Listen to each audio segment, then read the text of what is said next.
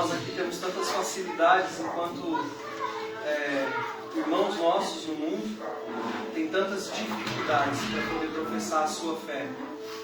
Conversando pelo WhatsApp com os missionários essa semana lá, ele disse assim, sabe, vocês não fazem ideia do quanto significa o que vocês chamam de pouco para nós aqui.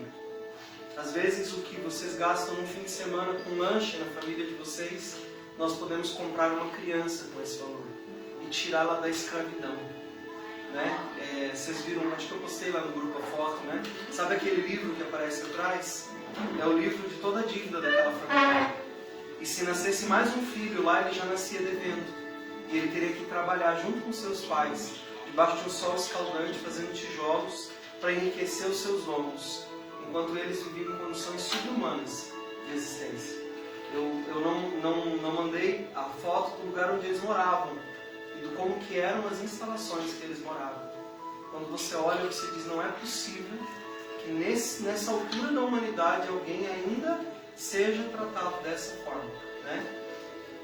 E aí tem um videozinho que ele mandou da menininha, né, aprendendo inglês, sentadinha, né, lá na sala de aula, que era ontem escrava, hoje está sentadinha, aprendendo a escrever, aprendendo inglês, a contar os números, né, que já é um trabalho que eles já vêm fazendo há algum tempo, mesmo eles sendo escravos, e agora como uma pessoa livre, podendo aprender e podendo desfrutar da liberdade, que é uma coisa tão normal. Você levanta, você vai para o seu trabalho, né, você volta para casa, você tem sua casa, sua família, você tem, né, as pessoas que você ama, e você é liberado para ter comunhão com elas ou não, a hora que você quiser.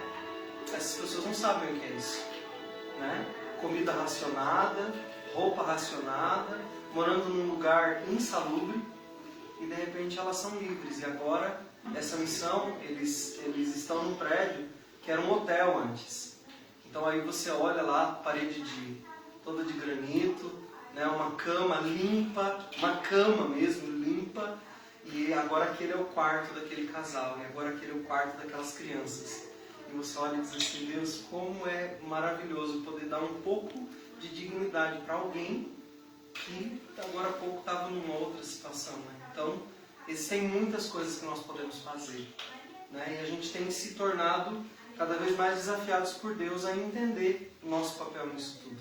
Nosso papel no reino não é só um papel de participante.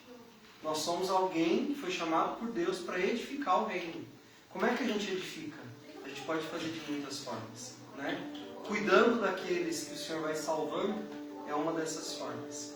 Queria que vocês abrissem a Bíblia de vocês, se vocês a trouxeram. Pode ser no seu celular, pode ser no tablet, pode ser... Né? Só não vale abrir a memória, né? Porque isso aí é conversa para boi dormir. Mas eu queria que você abrisse a sua Bíblia em Filipenses, capítulo 2. E a gente vai ler, né, 2 versículos ali. Filipenses capítulo 2, versículos 12 e 13. É bem interessante, né? Esse texto é um texto que eu já ouvi muitas pessoas falando sobre eles, né? Sobre esse texto. Mas ele impacta muito. Se a gente prestar atenção no que ele está querendo dizer, ele é muito impactante. Eu vou ler na versão da mensagem, versículos 12 e 13, tá? Diz assim: o que desejo ressaltar, amigos, é que vocês devem apenas continuar a fazer o que foram ensinados e feito desde o princípio. Quando estavam com vocês, havia obediência e responsabilidade. Agora estou longe, continuem agindo da mesma forma. Melhor ainda, redobrem os esforços de vocês. Sejam fortes. Vivam a salvação mantendo reverência e sensibilidade com Deus. E essa força que vem de Deus, um poder interior, um trabalho próprio de Deus em vocês, resultará no prazer dele. Assim, pois, amados meus, como sempre obedecestes, não só na minha presença, mas também, muito mais agora, na minha ausência, desenvolvam a salvação de vocês com amor e temor. Paulo está dizendo aos filipenses aqui, vocês já aprenderam muitas coisas e vocês são pessoas inteligentes, vocês sabem o que vocês precisam fazer. Vocês aprenderam e eu estive com vocês e eu vi o quanto vocês são obedientes e o quanto vocês são disponíveis. Então agora que eu não estou aí, continue a viver da mesma forma. Continuem a ser disponíveis, continuem a fazer as coisas de uma forma cada vez mais intensa. Entreguem a vida de vocês de uma forma cada vez mais que vocês transpareçam para as pessoas a partir da atitude de vocês, quem vocês são. E sabe, muito mais do que aquilo que nós sabemos, o Evangelho tem uma proposta de que nós vivamos de uma forma que mostre para as pessoas qual é a nossa fé, como a nossa fé é profunda, como a nossa fé é comprometida, como a nossa fé realmente é forte no Senhor, através da maneira como nós vivemos. E eu tenho falado muito sobre a comunhão, sobre a vivência, de estarmos juntos, de carregarmos os fardos uns dos outros. E nessa semana, meditando sobre os textos do livro que nós estamos lendo, eu encontrei algumas pérolas de grande valor para nós. E eu queria que a gente pudesse colocar essas pérolas na mesa hoje, para a gente poder contemplar o valor que elas têm. E talvez você não tenha dado tanto valor nesses dias, ou não esteja no seu coração tão evidente o valor daquilo que já está dentro de você como algo que o Espírito de Deus colocou na sua vida. Nós vivemos num mundo cada vez mais solitário, As pessoas estão buscando solidão. Esses dias eu estava olhando uma reportagem, e já é claro, tradição em alguns países, as moradias são muito pequenas, Na Coreia, no Japão, nós temos moradias de 1,5 metro por 1,5 metro. Eu não sei como alguém vive num espaço tão pequeno, 1,5 metro para mim é muito pequeno. Eles chamam de cápsula, É uma cápsula, a pessoa tem que entrar deitada, não pode entrar em pé. E dorme ali, daí tem uma lavanderia comunitária, tem um banheiro comunitário, não tem cozinha em alguns, em outros tem uma cozinha, mas é comunitária também, é um espaço pequeno. E é interessante que eles dizem que cada vez mais as pessoas lá têm buscado esse lugar para morar, para viver.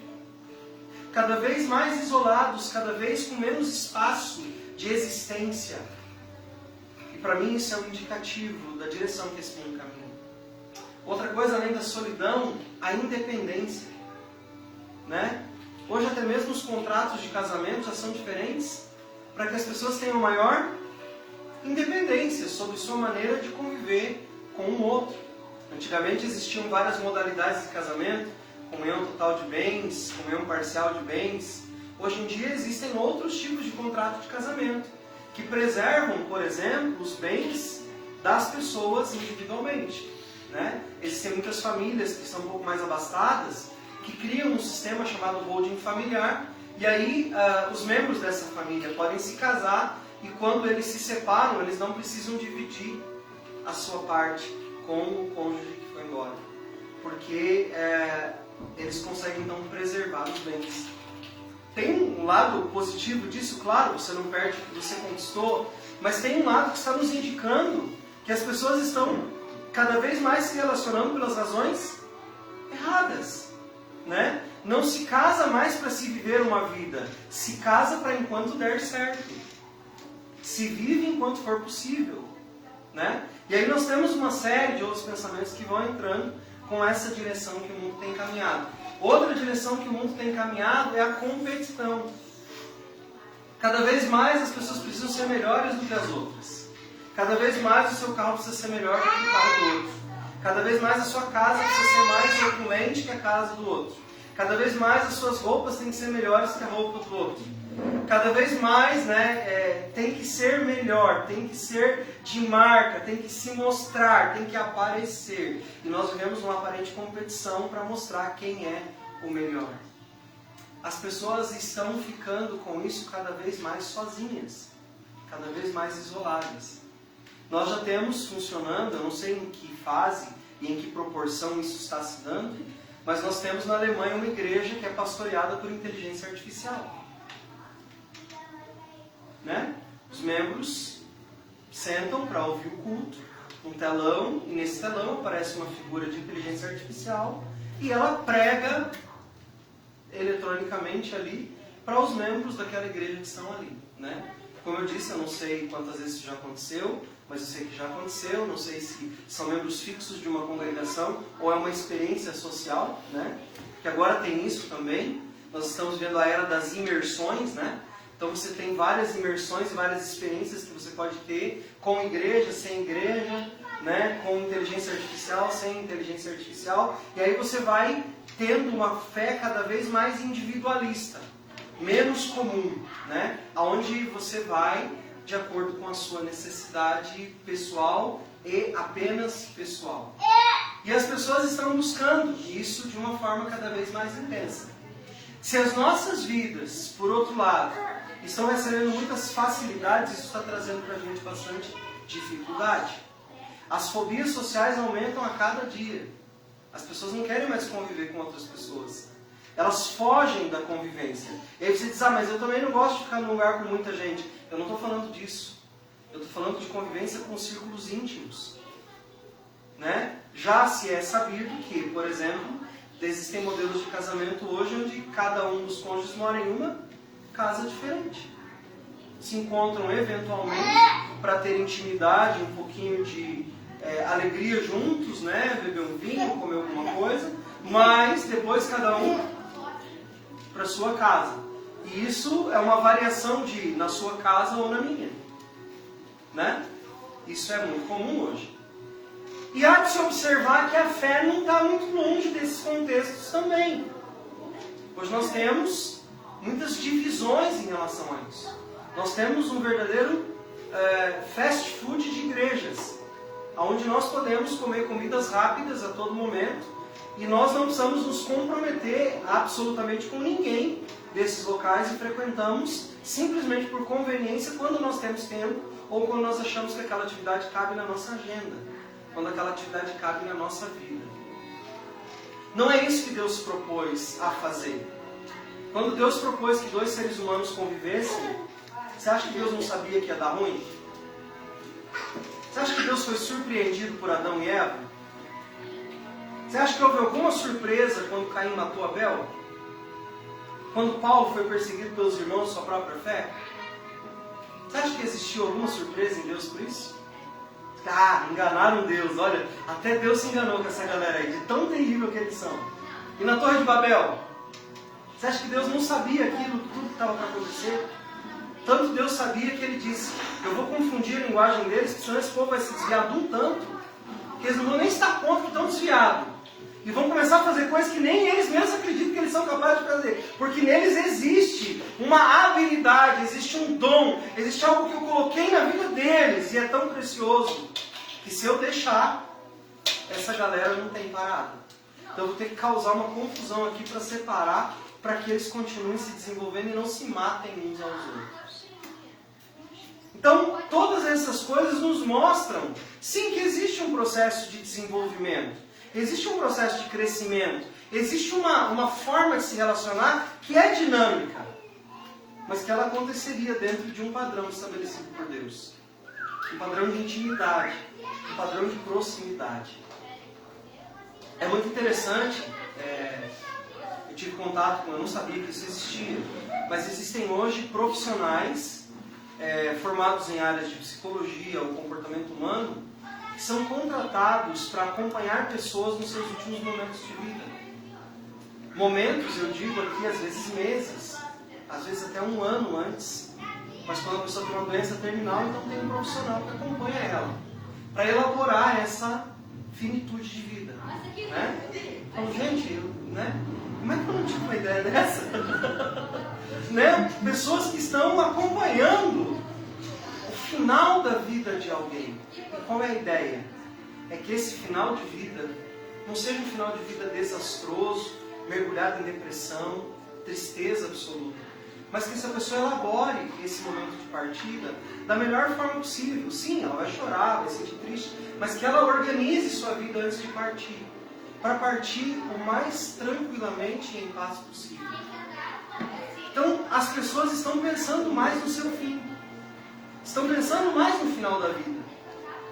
E isso é bom, claro que isso é bom. Mas eu pergunto, quando é que nós vamos começar a pensar na continuidade da vida? Quando é que nós vamos começar a olhar para a nossa maneira de viver, valorizar aquilo que precisa, tirar aquilo que não deveria estar ali, e começarmos a viver como de fato nós deveríamos viver? E aí eu lembro que no capítulo dessa semana, ele falou muito sobre o Espírito Santo de Deus. Ele falou sobre essa figura que Jesus disse que ele deixaria no lugar dele. Não só para estar nos consolando, mas para nos orientar. E tem até um versículo na Bíblia que diz assim: e o Espírito Santo que eu vou deixar vai ensinar a vocês tudo o que vocês precisam saber sobre como viver aqui. Se Jesus deixou alguém incumbido da responsabilidade de nos ensinar como é viver aqui, é porque pelo menos a gente deve ter um pouquinho de dúvida sobre como é viver aqui. E eu acho que Jesus já pressupunha que essa dúvida seria mais profunda do que o maior dos nossos filósofos conseguiria pensar a respeito. Então ele deixa alguém chamado Espírito Santo, que segundo ele nos ensinaria a fazer o que precisaríamos fazer, da forma como precisaríamos fazer, para nos ajudar de alguma forma a entender que a vida aqui é muito mais do que nós imaginamos. E aí eu comecei a meditar sobre o que ele trouxe de ideias naqueles capítulos sobre o que significaria esse Espírito Santo vivendo e nos instruindo na prática do dia a dia. Eu acho que o Espírito Santo tem muitas formas de falar conosco quando Deus o comissiona para tratar algum assunto conosco. Pode ser uma voz da consciência. Você já teve a sensação de que tem alguém falando dentro da sua cabeça? Não com a sua voz, mas com uma outra voz? Você já teve essa experiência alguma vez na sua vida? Às vezes é uma palavra só. Você está para fazer uma coisa e alguém na sua mente diz assim: olha, acho melhor não. Você para e diz assim: ué, eu não falei isso? Quem está aí? O que você está querendo dizer para mim? Às vezes, através de um texto bíblico. Você já teve a experiência de alguém te dar um texto bíblico, ou você abrir a Bíblia, você ler um texto e dizer: puxa, uau, era isso mesmo que faltava aqui. Era isso que eu precisava ouvir. Às vezes, você passando por uma situação de vida mesmo, às vezes até de saúde, e de repente a gente usa a expressão: caiu uma ficha aqui. Será que, sabe, não acha que você é tão inteligente a ponto disso ser uma ideia sua? De você ter entendido algo que você ficou de repente muito inteligente de um momento para o outro? Não, meu irmão, não, minha irmã. Existe um emissário comissionado de Deus, enviado para morar dentro de você, para te ensinar todas as coisas. E quando você dá espaço para ele, seja por ignorância ou porque você só não sabe mesmo o que pensar nem o que fazer, ele consegue dizer para você uma coisa profunda, que você sequer tinha imaginado que pudesse estar acontecendo dentro de você. Existem coisas que acontecem dentro de nós pelo Espírito de Deus, que tem o único objetivo: abrir os olhos do nosso coração para uma realidade que sozinho nós não temos condições de enxergar. Uma das realidades que ele abre o nosso coração é para formar em nós, através do Espírito Santo, aquilo que nós devemos fazer na prática, como, por exemplo, abrir mão do controle das nossas vidas. Quantos de vocês já sentiram que estavam demais no controle de suas próprias vidas em algum momento e acabou dando muito errado? Você já tomou uma decisão impensada e daí você olhou e falou assim: se eu tivesse pensado um pouquinho mais, eu teria decidido outra coisa. Você já decidiu fazer uma coisa e quando você está fazendo, você deve ter olhado para aquilo e dito: mas isso aqui deve ter um jeito mais fácil de fazer. Não é possível que tenha que ser tão difícil assim. Você já passou por esse experimento alguma vez na sua vida? Você já esteve diante de uma situação desafiadora na sua fé, em que você olhou e disse assim: Deus, eu acho que tem alguma coisa aqui que está muito errada. Isso aqui está tão difícil de eu resolver. Será que não tem um outro jeito? E de repente vem algo à sua mente e diz: você precisa entregar isso para mim. Você precisa parar de tentar fazer alguma coisa. Porque enquanto você está tentando fazer alguma coisa, você está me impedindo de fazer do jeito que eu quero fazer. Então, me deixe fazer. Você já sentiu alguma vez na sua vida que estava tudo travado e de repente você voltou a sua voz, a sua consciência, o seu coração a Deus e as coisas destravaram, como que milagrosamente de um momento para o outro?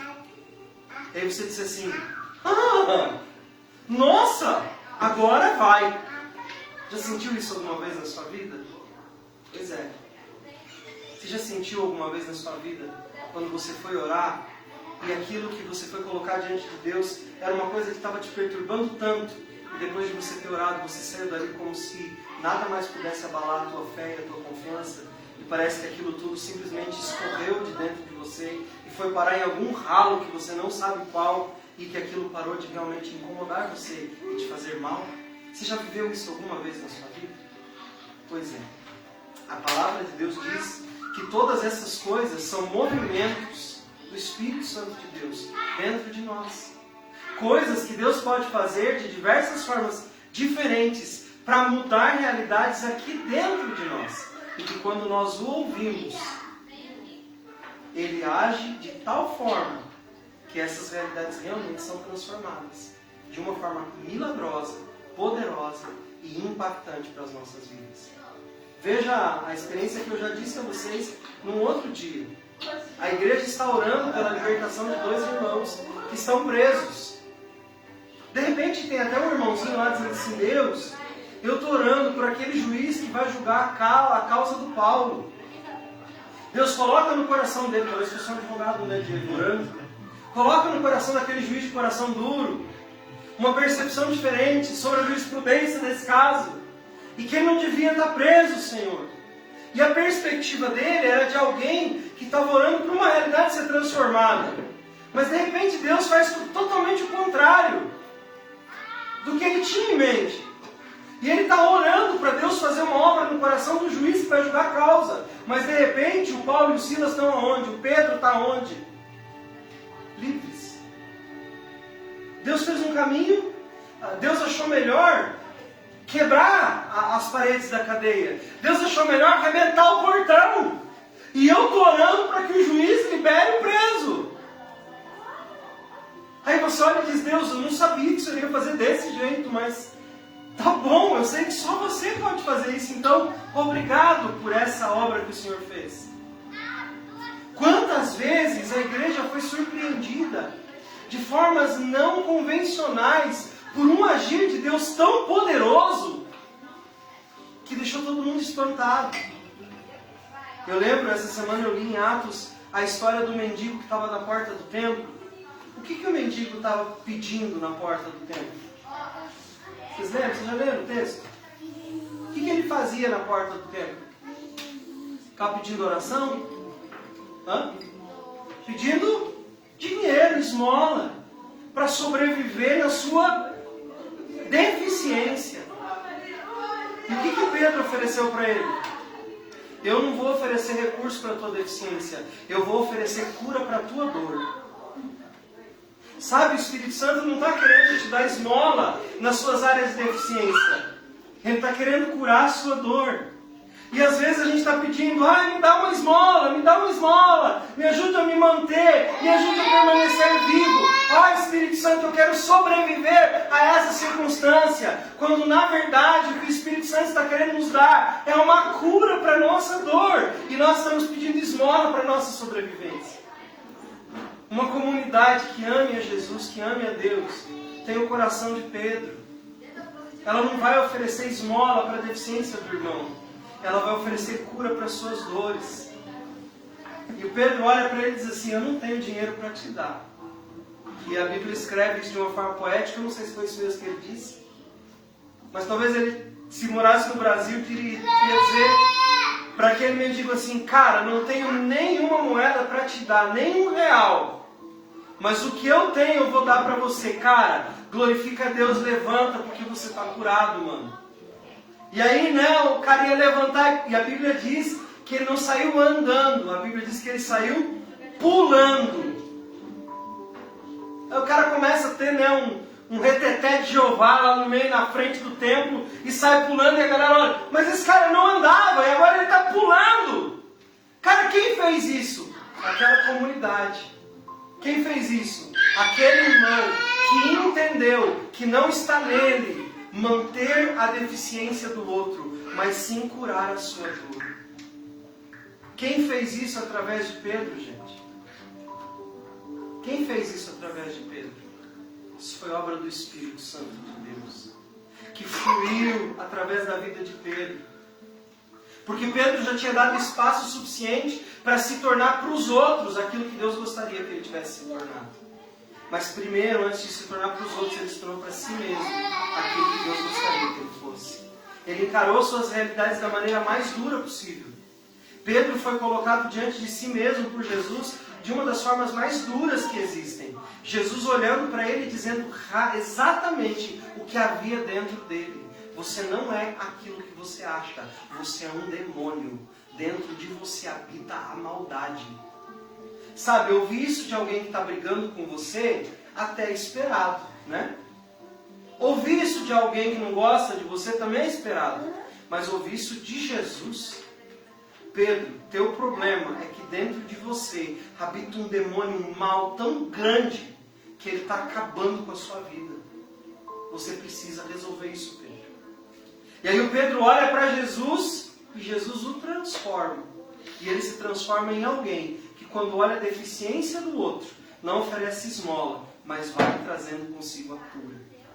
Outra coisa importante que acontece nesse movimento, quando o Espírito Santo te toma, quando o Espírito Santo é o teu guia, quando o Espírito Santo é o teu orientador, e você está apto para ouvir o que ele tem para dizer, a Bíblia diz que você vai responder a cada um na hora certa, do jeito que é para responder.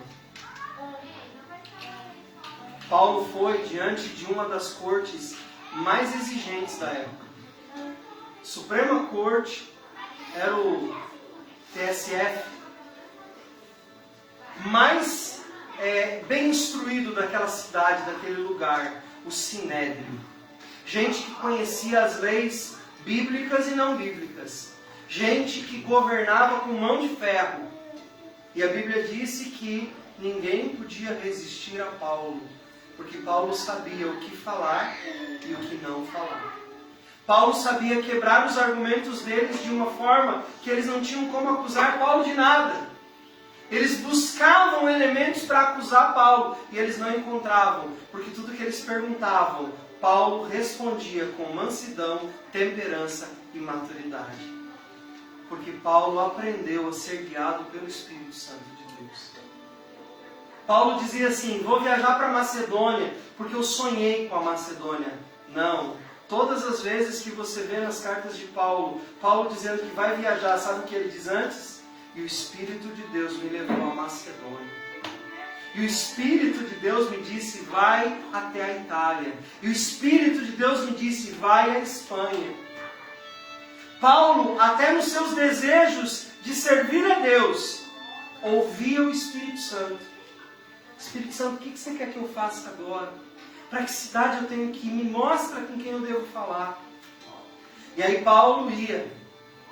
Você vê Paulo pegando um navio, o navio naufraga. O que Paulo diz? Ih, me enganei com a viagem. Entrei no navio errado. Tem alguém na tripulação que está em pecado? Quem é? É isso que você ouve Paulo dizendo? Paulo vai fazer uma fogueira, o que acontece? A cobra morde. Paulo morre? Não morre. Paulo reclama? Paulo não reclama. Sabe por que Paulo diz? Se Deus me trouxe aqui, é porque tem alguém que precisa que eu esteja aqui. Então eu vou derramar a minha vida sobre essas pessoas que estão aqui. Porque onde eu estou, eu sou necessário. Eu sou essencial onde eu estou. Sabe por que Paulo dizia isso? Porque Paulo era guiado pelo Espírito. E aquele que é guiado pelo Espírito, mesmo que esteja em encrenca, ele sabe que Deus o colocou ali por alguma razão. A sua vida não é em vão. Nem um minuto dela é em vão. Nem um minuto da sua vida é em vão. E Paulo estava ali sabendo exatamente que Deus estava caminhando com ele e o orientando. Pessoas guiadas pelo Espírito fazem pequenos movimentos que afetam grandes águas. Se você parar para estudar um pouquinho, essa semana eu vi uma reportagem rápida sobre correntes marítimas. O formato do fundo do mar determina, junto com o vento, para que lado as correntes vão e vêm. E sabe o que é interessante? Que esses formatos, essas canyons, esses valas, essas formações do oceano são muito menores do que o oceano, em tamanho, em proporção. Mas elas determinam para onde o oceano vai. A quantidade de água que passa por um rio é muito maior do que as pedras que impedem aquela água de continuar em linha reta, que as fazem desviar. Isso me mostra que, de fato, às vezes pequenas atitudes fazem grandes mudanças acontecerem. E isso nós temos que trazer para nós, a nível de Espírito Santo.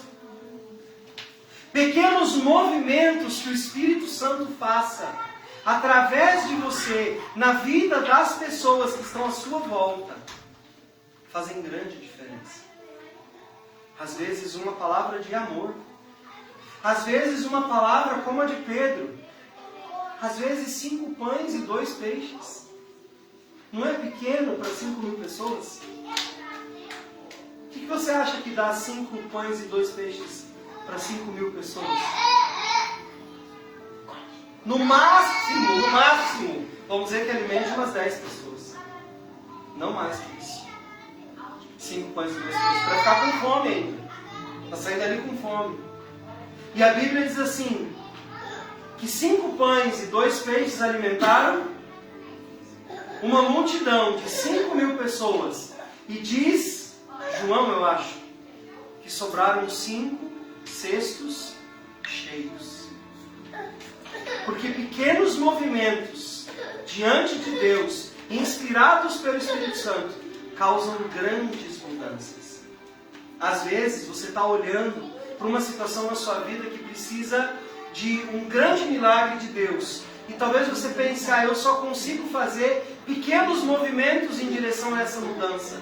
E você pense, talvez, essas pequenas coisas que eu posso fazer são insignificantes, então eu nem vou fazer. Que não vai ter mudanças grandes. Essas pequenas mudanças que eu vou fazer. Não vai afetar o grande que eu preciso ter mudança. E o Espírito Santo de Deus vem nessa noite, através dessa palavra, dizer para você: seus pequenos movimentos podem provocar grandes milagres.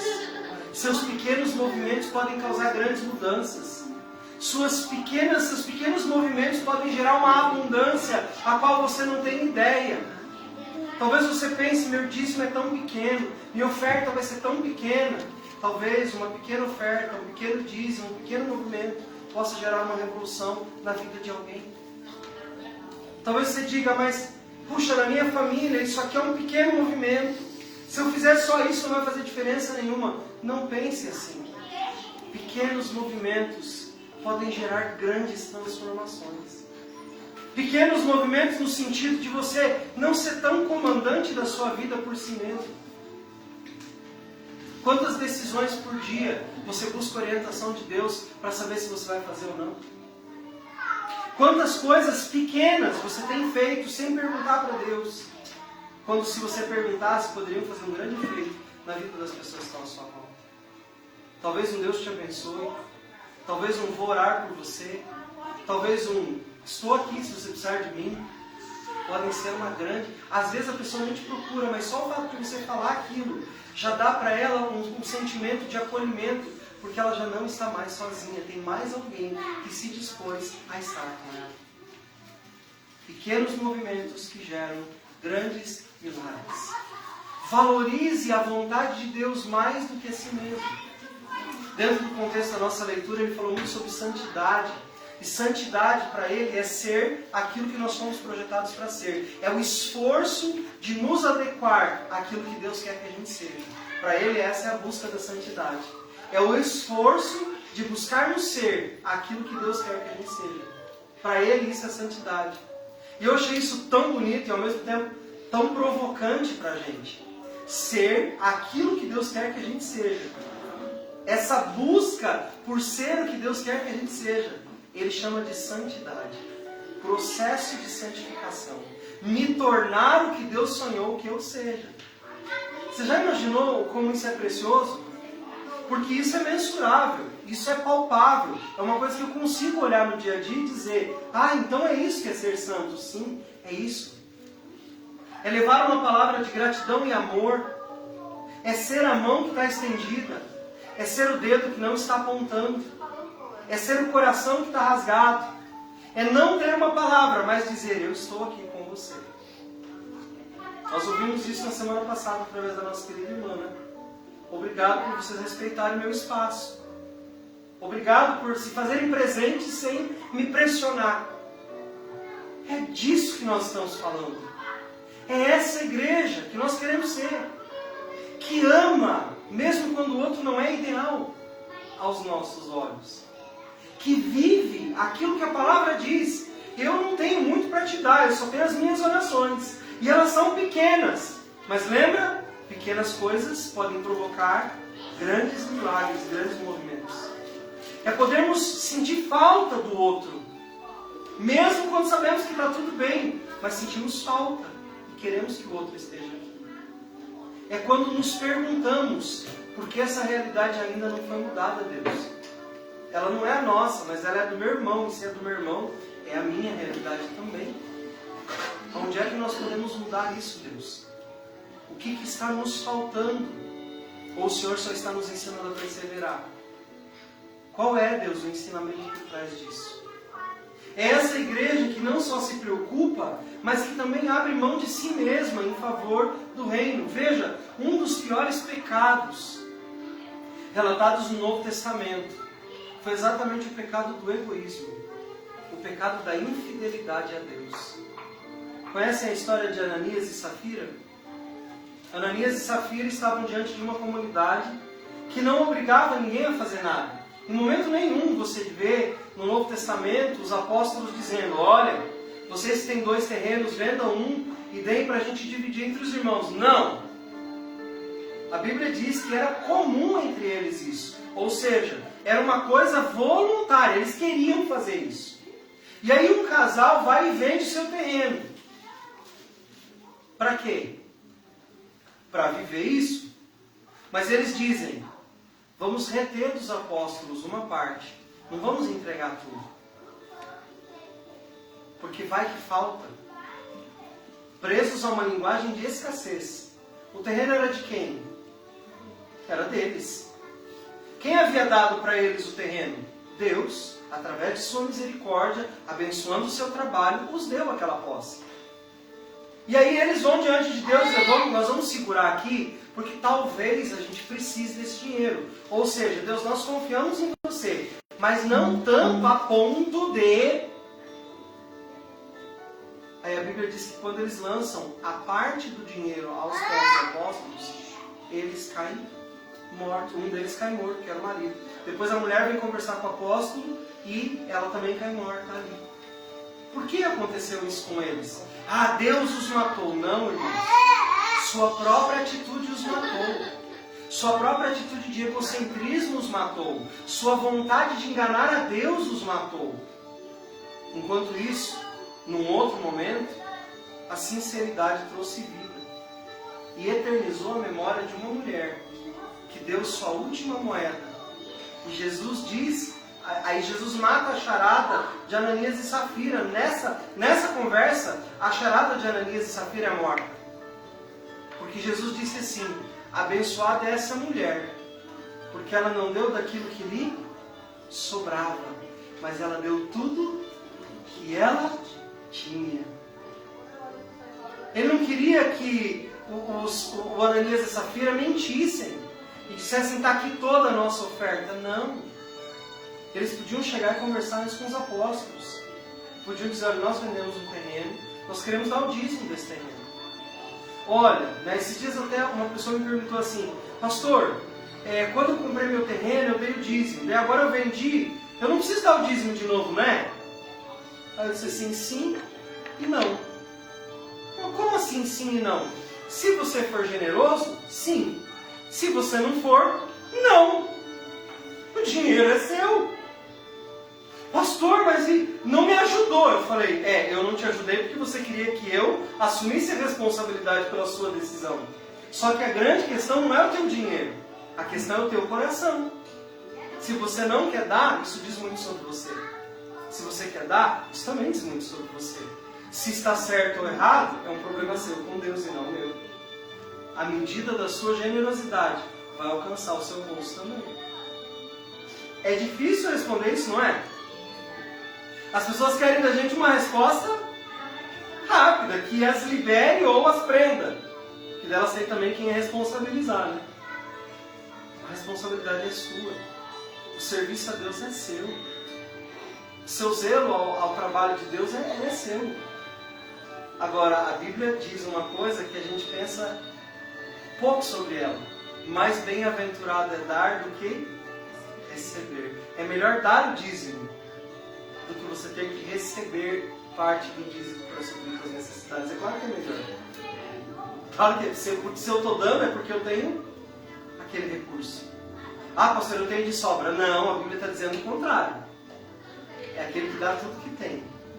Não aquele que dá tudo que sobrou. Né? Então é melhor viver na dependência de Deus. É melhor amar mais a Deus e viver sem se apegar a essas coisas. O problema de Ananias e Safira não era o dinheiro.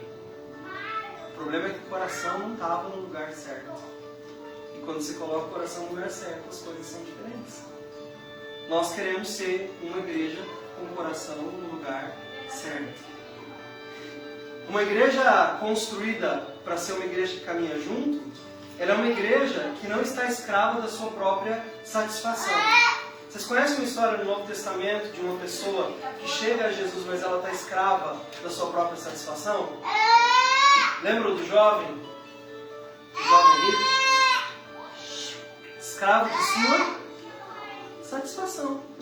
Ele queria fazer de tudo para garantir que estava salvo. Porque isso ia trazer para ele uma sensação de segurança, de tranquilidade. Não, Jesus disse que eu estou salvo, então eu não preciso me preocupar com mais nada. Não é isso que nós buscamos? Às vezes você não para pensar, Jesus, eu só queria ter certeza de que eu vou para o céu quando eu morrer. Se eu tivesse certeza, nossa, eu ia ficar bem melhor. Ia ser mais tranquilo para mim. Sabe, Jesus não está nem com a tua tranquilidade. Jesus está sim se importando com a sua paz. E paz é diferente da tranquilidade. Paz é quando você está no meio de um monte de tribulação, angústia e confusão. Mas o seu coração está tranquilo. Porque você encontrou Deus. Porque você sabe que Ele não está longe de você. Tranquilidade é aquela coisa assim, eu não vou estar passando por nenhum momento de dificuldade. Eu vou viver de uma forma tranquila. Nada vai me alcançar. Irmão, isso aí nem conto de fada se acontece. Porque todo conto de fada, ou tem uma bruxa, ou tem um traidor, ou tem um lobo, ou tem um monstro. Sempre tem alguma coisa ruim. Então nem conto de fada tudo é bom. No Evangelho, que é a realidade da vida, nem tudo vai ser bom. Eu vou te bater essa fita, viu? No Evangelho não é só vitória, não. Às vezes você vai levar um estombo feio, vai ralar a cara no asfalto, vai botar pedrinha na palma da mão, vai dar aquela ralada que esquenta, vai dar uma topada com a unha do dedão do pé, vai achar o pé de uma mesa com o dedinho, vai sim, e vai doer. E você vai dizer, mas por quê? E talvez tudo faça parte de um aprendizado necessário. De que apesar de as coisas não serem do jeito que eu quero, Deus continua sendo bom. Eu ainda posso cuidar de alguém. Eu ainda posso ajudar o meu irmão. Eu ainda posso ser bênção na vida do meu irmão. Porque esse é o Evangelho de Jesus Cristo. Para a salvação de todo homem, seja ele quem for. Essas coisas quem faz em nós é o Espírito Santo. O Espírito Santo não está aí apenas para nos satisfazer e deixar o nosso coração tranquilo, em paz. O Espírito Santo às vezes é agente de incomodação da parte de Deus no nosso coração. Não sei se você já teve essa experiência, quando o Espírito de Deus incomoda você, e você não tem paz enquanto você não faz o que Ele disse. E você rosna, você reina, você bate o pé, você fica bravo, Você ora e repreende. Mal sabe você que está repreendendo o Espírito Santo, né? Está amarrado, essa falta de paz dentro de mim. E o Espírito Santo dizendo, você pode amarrar, desamarrar, amarrar de novo, trancar, botar no copo, tirar, não vai passar. Porque você precisa fazer isso. Eu estou dizendo para você que você precisa dessa pequena mudança. Eu estou dizendo para você que você precisa dessa pequena atitude. Eu estou dizendo para você que você precisa dessa pequena contribuição. Eu estou dizendo para você que você precisa dessa pequena renúncia. E eu não vou te deixar em paz. Porque essa pequena semente vai ser uma grande bênção na sua vida. E eu seria mal se eu não deixasse de insistir. Se eu deixasse de insistir com você nesse sentido. Então sabe, eu também percebi um segredo na Bíblia. E esse segredo às vezes ele me incomoda. Você sabia que todos os grandes inimigos foram destruídos rapidamente, enquanto as pequenas coisas levaram muito tempo para acontecer? Pode olhar na vida dos homens de Deus. Coisas insignificantes parece que permaneciam por um longo tempo. Coisas impossíveis. Quer ver? Davi e Golias. Coisa pequena ou coisa grande? Grande. Como foi resolvido? Rápido. Com coisinha pequena ainda. Andadezinho. Né? Certo? Elias. Diante de 300 profetas de Baal, acho que era. Um punhado deles. Coisa difícil? De qual que era o desafio? O Deus que fizer sair fogo do céu e consumir o sacrifício é o Deus verdadeiro. Coisa fácil? Você sai por aí acendendo fogueira do nada, assim. Diz, Deus? É assim? Não. Já tinha acontecido antes? Que se tenha relato, não. Era a primeira vez. Uma coisa grande. Só tinha ele. Como que Deus resolveu? Rápido. Certo? Outra coisa grande nós falamos hoje aqui. Uma multidão de 5.000 pessoas. Só tem umas quirerinhas. Jesus ora nas quirerinhas, distribui, sobra 5 cestos cheios. Rápido ou devagar? Rápido. Fast food, gente. Você acha que foi essas empresas que criaram fast food? Foi Jesus. Comida rápida. Pá, agradeceu, multiplicou. Fresquinho. Pão e peixe. Para todo mundo. Coisas pequenas que se arrastaram pela vida das pessoas. Davi tinha uma dificuldade de ser fiel às suas esposas. Davi venceu fácil? Olha o tanto de tropeço que Davi deu nessa área. Levou uma vida inteira. Sabe o que está derrubando a gente?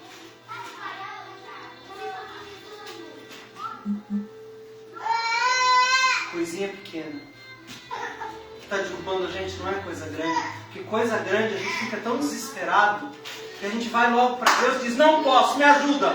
Pum, Deus faz. Sabe o que a gente faz com a coisa pequena? Peraí, Deus, isso aqui eu dou um jeito, é coisa pequena, fica tranquilo.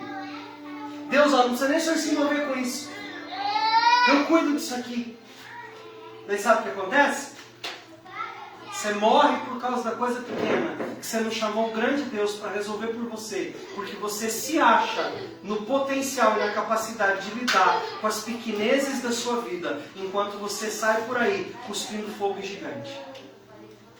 Mas não lida com as coisas pequenas da sua vida. O que nos derruba são as coisas pequenas. O que derruba a igreja são as coisas pequenas. Por isso, nós precisamos ser zelosos e ouvir a voz do Espírito Santo. Porque sabe o que o Espírito Santo vai fazer conosco? Efésios 5,19 diz, Colossenses 3,16 diz, a palavra de Cristo habite em vós abundantemente, e nela toda a sabedoria, ensinando e admoestando uns aos outros com salmos, hinos e cânticos espirituais. Ela está dizendo assim, o Espírito Santo de Deus habitando dentro de você, a palavra de Deus habitando dentro de você, sabe o que vai acontecer? As conversas de vocês vão ser espirituais, e vocês vão ajudar uns aos outros, porque tem palavra de Deus o suficiente em vocês para ajudar os outros. E a palavra de Cristo vai habitar em vocês de um jeito tão tremendo que vocês vão viver a vida que Ele sonhou para vocês e com vocês. E por último, as nossas paixões vão se tornar as paixões de Deus. Nós vamos celebrar, nós vamos crescer, nós vamos aprender a discernir e nós vamos aprender a doar a nós mesmos, uns pela vida dos outros. Eu desejo do fundo do meu coração que cada uma dessas pregações, desses sábados, que nós estamos lendo juntos esse livro, e sabe, talvez você diga assim, estou atrasado na leitura, já parei. Não pare. Continue lendo. Porque às vezes uma frase que você lê, ela vai fazer um rebuliço dentro de você, porque é pequeno, mas é uma semente diante de Deus, que vai gerar um grande fruto na sua vida. Não despreze, diz Provérbios, não despreze o dia dos pequenos começos. Sabe, não foi ninguém inteligentudo que criou esse ditado. Está no livro de Provérbios na Bíblia. Não despreze o dia dos pequenos começos. Comece hoje com uma mudança pequena no seu relacionamento com seus filhos, no seu relacionamento com a sua esposa, no seu relacionamento com o seu marido, no seu relacionamento com seus patrões, no seu relacionamento com as pessoas que você tem dificuldade. Comece a fazer pequenas mudanças. Ouça o Espírito Santo falar com você. Deixe Ele te orientar. Talvez você fale assim, mas eu falo, Ele não responde. Você não cala a boca. Você fica falando. E Ele está falando, você não ouve o que você está falando. Então fica quieto. E deixa Ele falar com você. Gaste tempo para ouvir. Não ore hoje querendo receber resposta anteontem.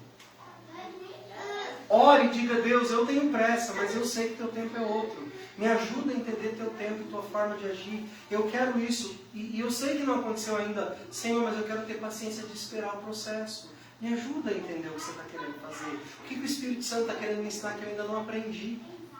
Por que eu estou rebelde nesse tanto ainda? Me ajude a entender. Eu quero. E nós vamos entrar numa outra dimensão de fé.